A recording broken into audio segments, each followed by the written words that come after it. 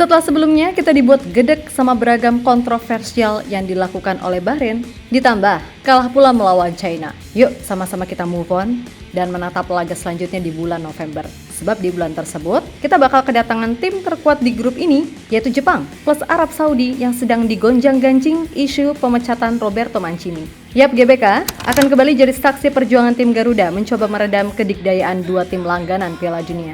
Terutama Jepang yang kita tahu kelihatan begitu super power di sepanjang kualifikasi entah itu dari round 2 sampai round 3 ini. Meskipun begitu, yang kami suka dari Jepang adalah sikap mereka yang benar-benar respect kepada siapapun lawannya. Terlebih setelah Jepang mengaku jika bermain di GBK adalah sesuatu yang spesial. Dan hal itu sendiri pernah dibuktikan langsung oleh Takefusa Kubo. Soal betapa serunya main di GBK dengan jumlah supporter yang begitu banyak. Sesuatu yang pada akhirnya membuat para pemain Jepang lainnya tambah penasaran. Termasuk Koki Ogawa, penyerang tim Samurai Biru yang kini main satu klub bareng Kelvin Verdong di NEC Nijmegen.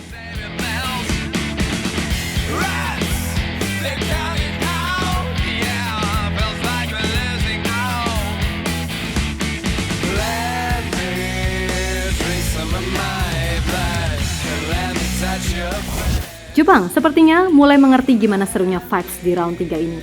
Sebab harus diakui kalau persaingan kali ini terbilang lebih ketat dibandingkan 2 edisi sebelumnya. Terlebih, setelah hasil 1-1 melawan Australia kemarin, Jepang tambah sadar kalau mereka sepertinya sedang diajak kembali menapak bumi. Bahkan Hajime Moriyasu menyebut timnya akan kesulitan untuk menyapu bersih putaran terakhir pada kualifikasi Piala Dunia 2026 dengan kemenangan, sebagaimana prediksi banyak orang. Dan setelah gagal memetik 3 poin dari Australia, Moriyasu disebut mulai merasa khawatir kalau timnya tidak akan berhasil memetik 3 poin dengan mudah. Terutama di 2 laga tandang berikutnya, yakni ke markas Indonesia dan China.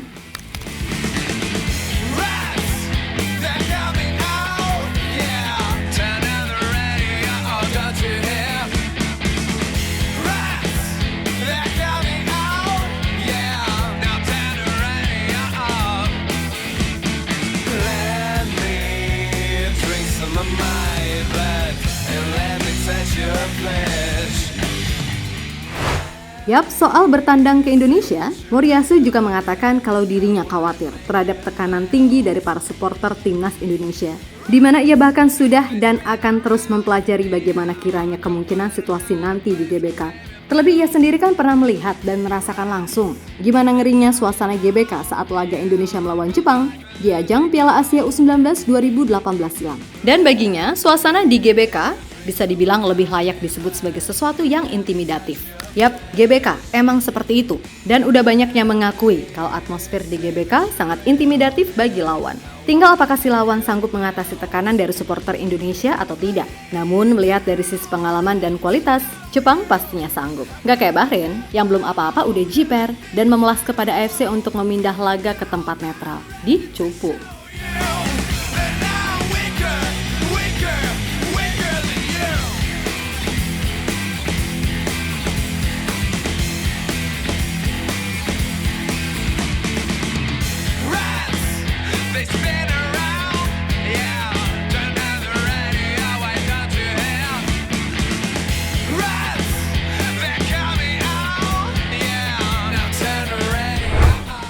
Yap, selain Moriyasu, sejatinya ada Takefusa Kubo yang juga punya kenangan tersendiri dengan GBK. Di mana itu terjadi saat ia menjadi bagian dari tim U19 Jepang yang mengalahkan Indonesia 2-0 di Piala Asia U19 2018. Menurut Kubo, suasana di GBK vibes-nya beneran seseru itu. Bahkan ia merasa adrenalinnya bisa begitu meningkat ketika mendengar suara gemuruh supporter yang hadir. Maka dari itu, Kubo dengan tegas menyebut kalau Indonesia memiliki basis supporter yang bahkan lebih besar dari Arab Saudi.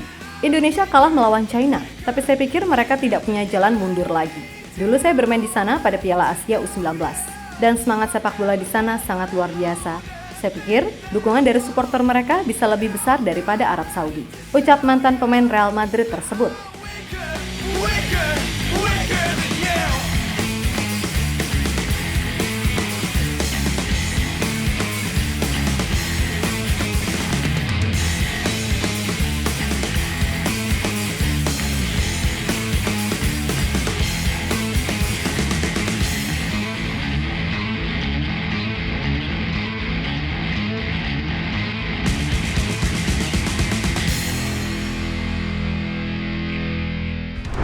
Lebih lanjut, apa yang diutarakan oleh Kubo pada akhirnya mampu mematik rasa penasaran dari pemain Jepang lainnya.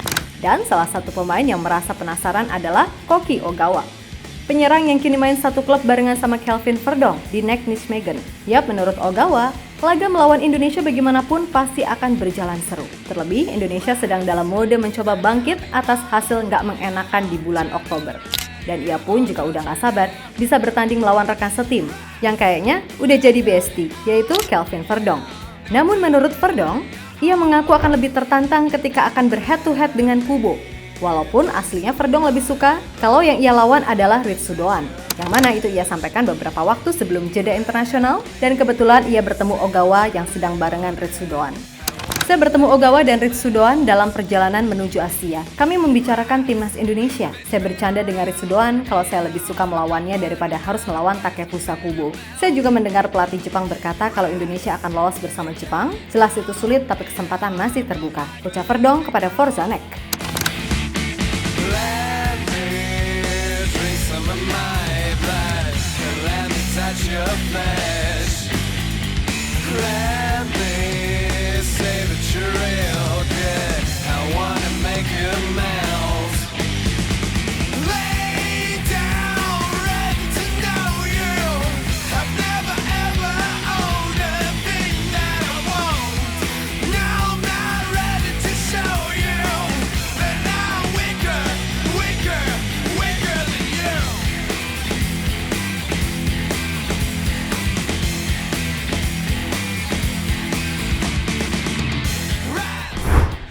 Di sisi lain, menurut media Jepang, Nikkan Sport, seperti dikutip dari Suara melaporkan, Hajime Moriyasu diketahui tidak akan mengotak-atik susunan pemain di babak akhir kualifikasi ini. Meskipun di satu sisi, ia tahu bahwa pemain yang dipasang akan bekerja dengan baik, hanya saja Moriyasu diketahui nggak mau ambil resiko.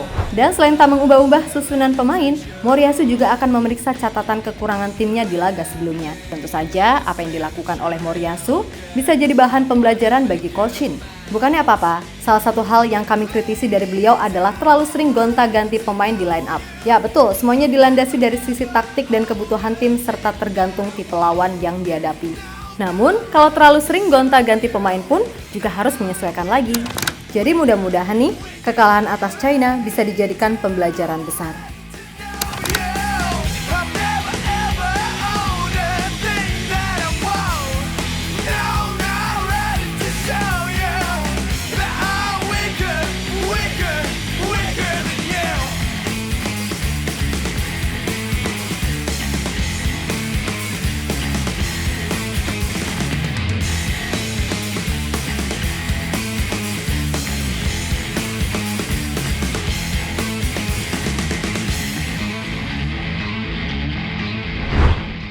Yap, terlepas dari apapun, mudah-mudahan gak ketung total 4 poin bisa diraih dari 2 laga di bulan November nanti. Menang melawan Jepang mungkin sulit, tapi menang melawan Arab yang sekarang sedang dalam krisis internal di tengah isu pemecatan Mancini bisa jadi adalah peluang yang harus dimaksimalkan. Apalagi semisal Kevin Dix udah bisa main November. Ya udah, harusnya gak ada lagi alasan bagi Coach Shin buat gak menurunkan skuad terbaik khususnya di barisan belakang. Martin Paz, Chaises, Misil Gers, Kevin Dix, Kelvin Verdong, Sandy Walsh. Suka tak suka adalah komposisi yang paling ideal sekarang ini. Kalaupun nanti Rido bermain, Kevin bisa didorong maju sebagai DM karena di klubnya pun ia terbilang cukup sering dan lihai memerankan posisi itu. Dan misalnya lagi Kevin ini kok belum bisa main, ya udah berarti trio J, Mace, dan Rido adalah yang paling balance. Lalu Justin Hubner, ia bisa main sebagai DM seperti di Piala Asia. Karena dengan determinasinya yang kuat dalam bertahan, ia akan sangat berguna buat main di posisi itu saat bersua Jepang. Intinya, ayo Coach Shin, buktikan kalau kemarin murni off day aja. Tunjukkan jika Indonesia ini bisa bangkit walaupun pastinya ya itu sulit. Yang penting please nggak usah aneh-aneh lagi soal line up. Wong Hajime Moriyasu yang dibekali skuad mewah aja nggak mau aneh-aneh. Lah kita, skuadnya ini masih 2 level di bawah Jepang. Masa mau aneh-aneh? Wah ya remuk, kan gitu.